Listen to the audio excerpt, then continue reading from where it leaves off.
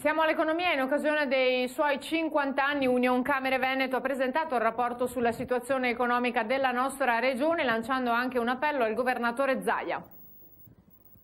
A mio avviso purtroppo il problema è strutturale, quindi abbiamo una nazione che è in profonda crisi, nonostante che il Veneto in qualche modo riesca a reagire, ma i consumi interni non funzionano, la disoccupazione non cala e di conseguenza io sono molto preoccupato. Nel giorno del suo 50° compleanno, in cui sono state premiate anche 7 aziende che si sono distinte, Unioncamere del Veneto ha presentato il rapporto annuale con una fotografia sulla situazione economica della nostra regione e nonostante qualche segnale di ripresa ci sia, non è ancora abbastanza, soprattutto se rapportato all'andamento del paese. Il Veneto cresce anche un pochino più dell'Italia, ma ovviamente stando nello stesso paese, avendo questa ancora che ti frena, ovviamente il Veneto riesce per qualche punto decimale ad andare meglio dell'Italia, ma ciò non basta. Una ricetta per crescere ci sarebbe. La medicina, l'unica medicina, noi lo diciamo da anni, se si fosse fatto, è la riduzione di questo residuo fiscale, cioè di quello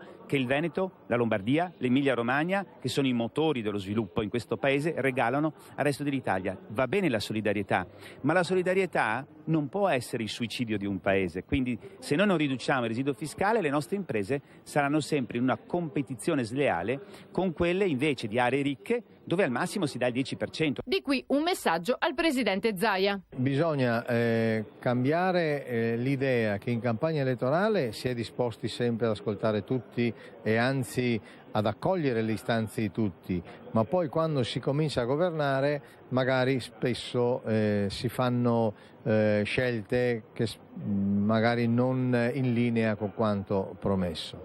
Io credo che Zaia sia una persona seria e per bene.